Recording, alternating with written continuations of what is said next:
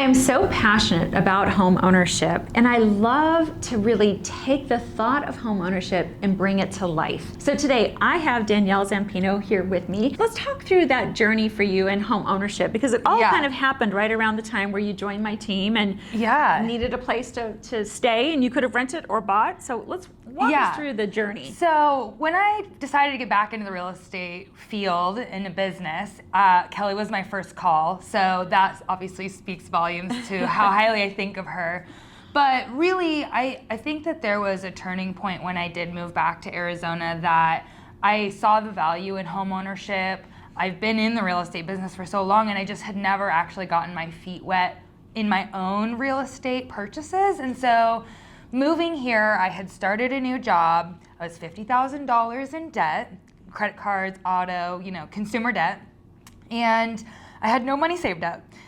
Yay! And I was like, I'm gonna buy a house. So of course, I called up Bank of Dad, shout out Dad. And he was able to help me co-sign on the property, and he helped me with the entirety of the closing costs. So there's no shame in asking for help. I think that that's a really big miss, especially in our generation. We're not asking for the help because we're ashamed or we don't think that people can help us, but you never know when somebody's willing to step up and be that person to help guide you into one of the best investments that you'll make of your life. So you purchased with, what was it, a 3 or 5% down payment? 5% down, since my dad was co-signed on there. He wasn't a first-time home buyer, even though I was. So 5% down. I think the entirety of the closing cost was about $15,000 for my condo that was $185,000 that I bought. My payment was comparable to what rents would be. And then, of course, COVID hit, and we saw rents increase drastically. I had friends that their rent was going up $400 or $500 like that overnight just because their lease ended. And so I watched everybody else's rents increase, and I was fixed at this beautiful payment. Yeah. And I didn't even have to refinance, but I did because rates got better. And I ended up refinancing. I took my dad off of the loan since I was able to qualify on my own. I got a lower interest rate, so my payment actually dropped during COVID when all of my friends' housing payments were increasing. Right. And so not only was I saving money monthly by living there, I was also building wealth and equity in that home. That's what the exciting part of it. So when you refinanced, what was the value? How many years into the house, and what was the value from the $185 purchase price to? Yeah, I was only 1 year in when I refinanced, and the home had increased to $250,000 from $185,000.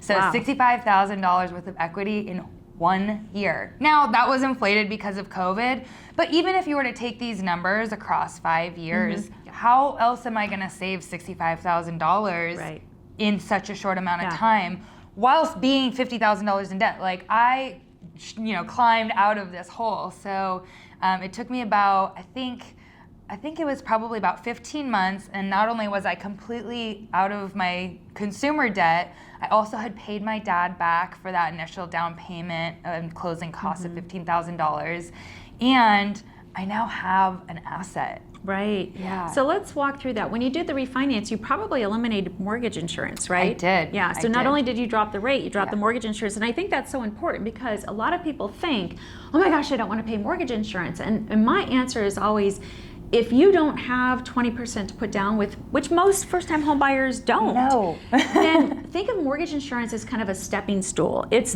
just the journey to get to the point where you can ultimately drop it at some point. And for you, that was 1 year into home ownership. Yeah. Amazing. Yeah. So now I've actually rented that property out. So now I'm not even paying the mortgage on that property because my renter is paying it for me. Plus, I'm making income in addition to that. So my investment that I technically bought after the fact, because my dad helped me with that initial investment, I've completely paid him back. I've paid off all my debts, and now I'm building wealth in an even more drastic way than I could have had I been renting for the last couple of years. I love it. And so, I think too, just like diversification, I know you contribute to your 401k as a young person, and I'm so proud of you for doing that. But you also have real estate, and that's just another way to diversify how you're investing and how you're building wealth. So you're building wealth through real estate as well. Absolutely. I love it. Thank you so much for sharing your story, and thanks for for trusting me to badger you into home ownership.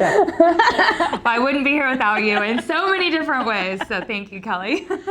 Hopefully that is helpful. Just a story, a real life story of somebody who wanted to buy a house, who actually was a real estate agent and never owned herself, and decided to take the plunge, and it has paid off hugely for her. And absolutely. Yeah, I'm so excited. So if you have interest in purchasing a house or want to know more about the various stories of how this actually can work and you can build wealth through real estate, don't hesitate to reach out. Give us a call.